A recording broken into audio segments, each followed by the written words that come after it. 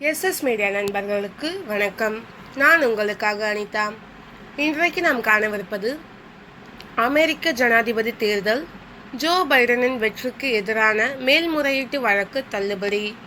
இது பற்றி விரிவான தகவலை காணலாம். நீங்கள் நம்ம சேனலுக்கு புதுசாக இருந்தீங்கன்னா எஸ்எஸ் மீடியா சேனலை சப்ஸ்கிரைப் பண்ணுங்கள். கூடவே பக்கத்தில் இருக்க பெல் ஐக்கானை கிளிக் பண்ணுங்கள். வாங்க வீடியோக்குள்ளே போகலாம். அமெரிக்காவில் அண்மையில் நடந்து முடிந்த ஜனாதிபதி தேர்தலில் ஜனநாயக கட்சி வேட்பாளர் ஜோ பைடன் வெற்றி பெற்றார். ஆனால் தற்போதைய ஜனாதிபதி ட்ரம்ப் தனது தோல்வியை ஒப்புக்கொள்ள மறுத்து வருகிறார். மேலும் ட்ரம்பின் பிரச்சார குழு பல்வேறு மாகாணங்களில் ஜோ பைடனின் வெற்றியை எதிர்த்து கோர்ட்டில் வழக்கு தொடர்ந்துள்ளனர்.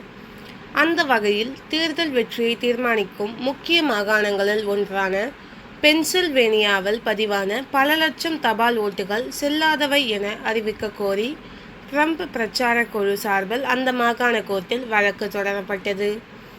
கடந்த வாரம் இந்த வழக்கை விசாரித்த நீதிபதி மேத்யூ பிரான் தேர்தல் முறைகேடுகள் தொடர்பான குற்றச்சாட்டுகளை நிரூபிக்க போதிய ஆதாரங்கள் இல்லை என கூறி வழக்கை தள்ளுபடி செய்தார்.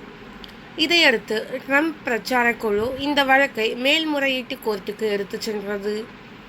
இந்த நிலையில் நேற்று இந்த வழக்கு 3 நீதிபதிகளை கொண்ட அமர்வு முன்பு விசாரணைக்கு வந்தது. அப்போது நீதிபதிகள் குற்றத்தை நிரூபிக்க முதலில் குற்றச்சாட்டுகள் தெளிவானதாக இருக்க வேண்டும், பின்னர் அதற்கு தேவையான ஆதாரங்கள் இருக்க வேண்டும். இந்த வழக்கில் அந்த இரண்டுமே இல்லை. எனவே இந்த வழக்கு விசாரணைக்கு தகுதியற்றது என கூறி வழக்கை தள்ளுபடி செய்தனர்.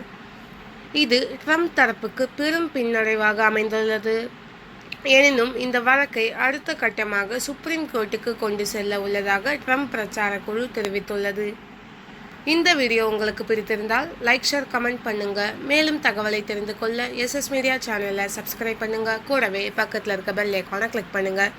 மீண்டும் அடுத்த வீடியோவில் சந்திக்கலாம். நன்றி, வணக்கம்.